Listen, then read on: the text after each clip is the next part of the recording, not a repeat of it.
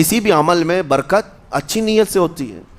اگر کوئی روزہ اس لیے رکھ رہا ہے، جیسے بہت سارے فائدے گنائے جاتے ہیں نا، روزہ رکھنے سے کینسر نہیں ہوتا، روزہ رکھنے سے جسم کے فاسد مادے ختم ہو جاتے ہیں، نکل جاتے ہیں، ڈاکٹرز بھی مشورہ دیتے ہیں مہینے میں 1 مرتبہ، ہفتے میں 1 مرتبہ باڈی کو فری چھوڑنا چاہیے.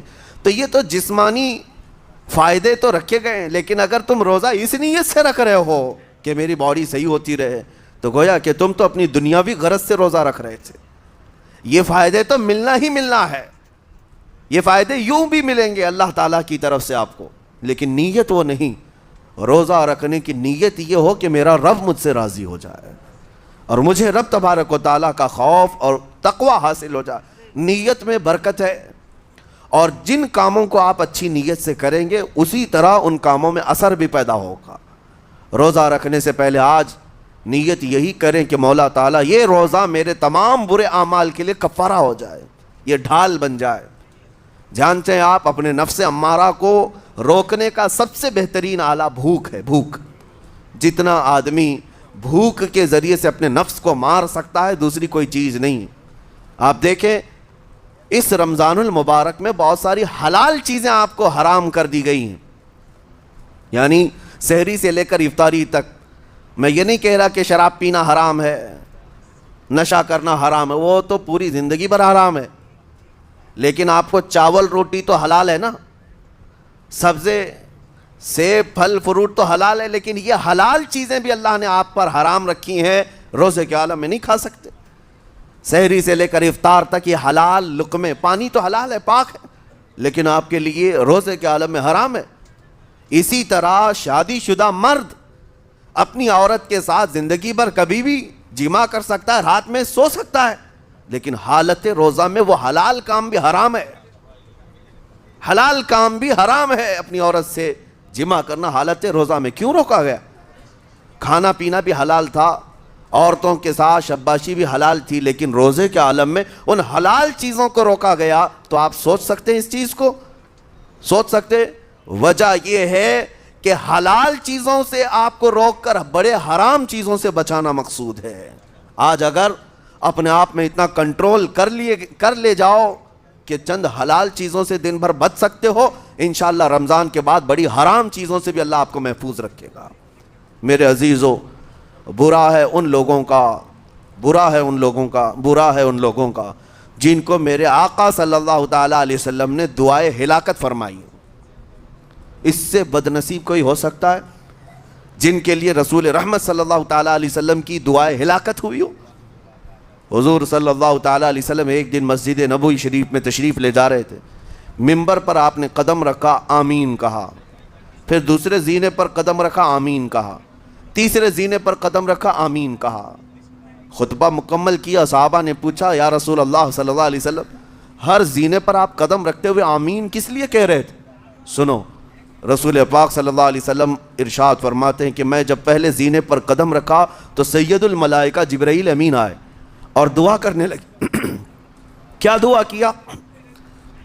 یوں کہا، یا رسول اللہ صلی اللہ علیہ وسلم، وہ شخص ہلاک و برباد ہو جائے جو آپ کا نام سنے اور پھر اس کے بعد درود نہ بھیجے. حضور فرماتے میں نے آمین کہا. حضور کا نام سنتے ہی آپ کی زبانوں پر درود آ جانا چاہیے. اللہم صلی علی سیدنا محمد وآلہ وصحبہ وبارک وسلم. میرے آقا فرماتے ہیں دوسرے زینے پر قدم رکھا تو جبرائیل امین نے یوں کہا، یا رسول اللہ صلی اللہ علیہ وسلم، وہ شخص ہلاک و برباد ہو جائے جو زندگی میں اپنے ماں اور باپ میں سے کسی ایک کے بڑھاپے کو پایا اور ان کی خدمت کر کے جنت نہیں حاصل کر سکا بلکہ ان کو ایسے ہی چھوڑے رکھا، ایسا شخص برباد ہو جائے. حضور فرماتے میں نے آمین کہا. پھر جبرائیل امین نے کہا تیسرے زینے پر قدم رکھتے ہی. میرے آقا فرماتے ہیں جبرائیل نے یوں دعا کی کہ اے اللہ کے رسول، وہ شخص ہلاک و برباد ہو جائے جو رمضان کا مہینہ پایا لیکن اس کا ادب نہیں کر سکا، اس کا احترام نہیں کر سکا. حضور فرماتے ہیں میں نے اس پر بھی آمین کہا. جس کی ہلاکت کے لیے جبرائیل امین دعا کر رہے ہوں اور اس دعا پر سید الانبیاء آمین کہہ رہے ہوں، ایسے شخص کی بربادی کا کیا انجام ہو سکتا ہے؟ وہ کتنا بد نصیب ہوگا. اسی لیے میرے عزیزوں، مسلمانوں میں یہ رواج ہی نہیں ہونا چاہیے کہ اٹھ کر کے پوچھتے رہیں روزہ ہے کہ نہیں ہے، روزہ ہے کہ نہیں ہے۔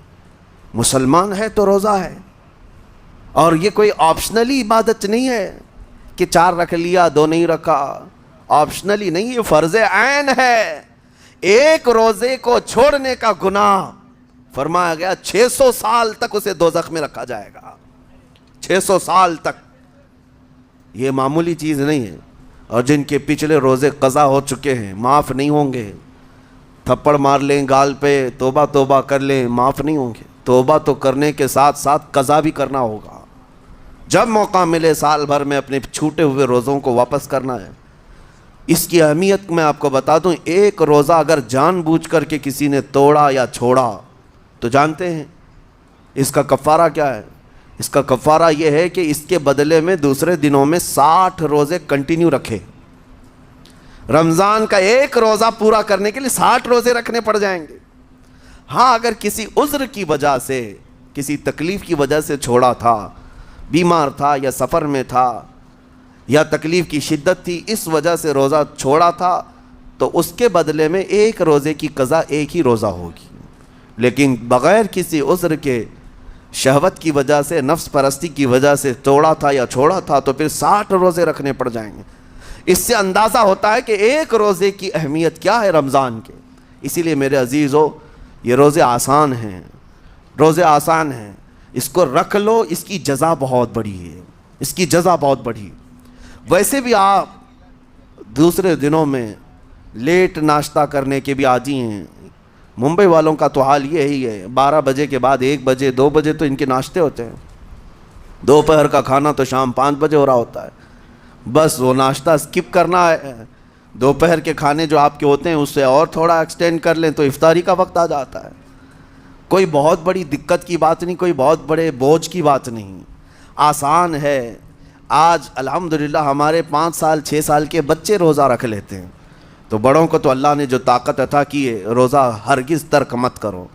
لیکن ساتھ میں آج یہ میسیج ضرور دوں گا، نیت یہ کرو کہ مجھے تقویٰ مل جائے، مجھے پرہیزگاری مل جائے، اور یہ آپ کو خود چیک کرنا ہوگا۔ روزانہ رات کو نماز میں کھڑے ہو جاؤ تراویح کے، دیکھو کہ کتنی تبدیلی آ رہی ہے۔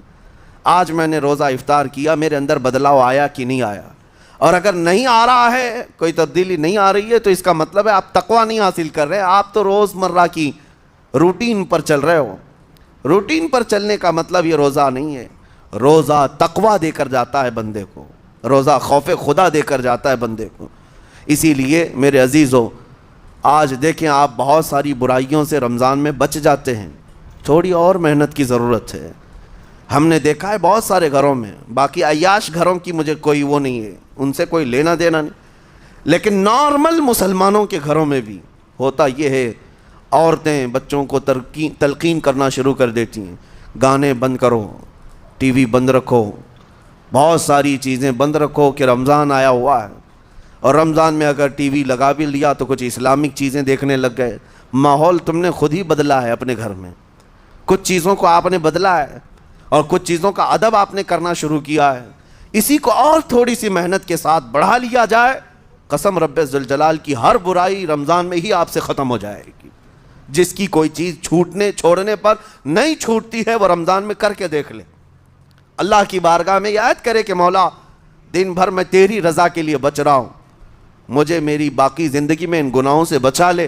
وہ رحمان ہے، جب وہ تمہیں اس کے بدلے میں جنت دیتا ہے تو یہاں برائیاں کیوں نہیں چھڑواتا؟ یقیناً وہ برائیوں کو تم سے دور کرے گا۔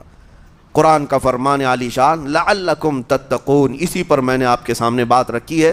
روزے اس لیے فرض کیے گئے ہیں تاکہ تمہیں تقویٰ مل جائے، پرہیزگاری مل جائے۔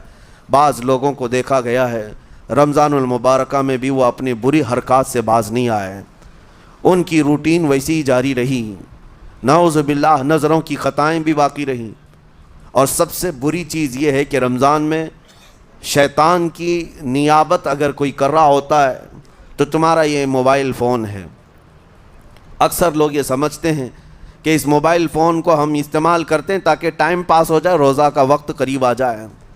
اس ٹائم پاس کے چکر میں تم کیا کیا دیکھتے رہ جاتے ہو اور کہاں تک یہ چیزیں پہنچاتی ہیں تمہیں اندازہ بھی نہیں ہوتا، احساس بھی نہیں ہوتا، تو تمہاری رہی صحیح عبادت کو بھی یہ ہضم کر جاتا ہے، کھا جاتا ہے۔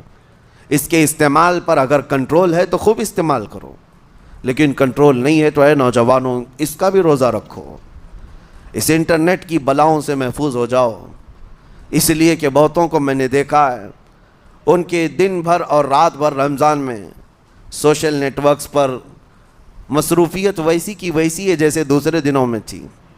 وہ رات بھر چیٹنگ میں بھی مصروف ہیں، ایک دوسرے کو ادھر ادھر بھیجنے میں بھی مصروف ہیں، ساری چیزیں جوں کی توں چل رہی ہیں۔ تو تمہارے موبائل نے تمہیں تقوی سے بہت دور رکھا ہے، تمہیں رب تعالیٰ کے قریب ہونے نہیں دیتا۔ اپنے آپ کو بدل لو۔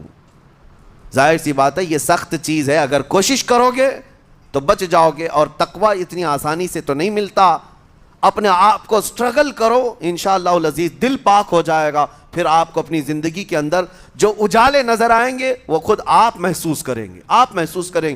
گناہوں کے اندھیروں نے دل پر ایسی کالک رکھی ہے کہ آپ کو کچھ بھی یہاں پر سمجھ میں نہیں آتا، ورنہ نمازوں کا لطف ایسا ہے، قرآن کا مزہ ایسا ہے، جسے یہ لگ جائے دنیا کی کوئی نعمت اس کے سامنے ہیچ نظر آتی ہے، کوئی چیز اسے اچھی نہیں لگتی، لیکن کب؟ جب اسے تقوی کا اجالا حاصل ہو جائے۔ میرے عزیزو، اللہ کریم کی بارگاہ میں دعا گو ہوں، مولا قدیر و جبار ہم سب کو تقوی و پرہیزگاری عطا فرمائے، اور ہم سب کے روزوں سے اللہ تعالی ہمیں پرہیزگاری عطا فرمائے۔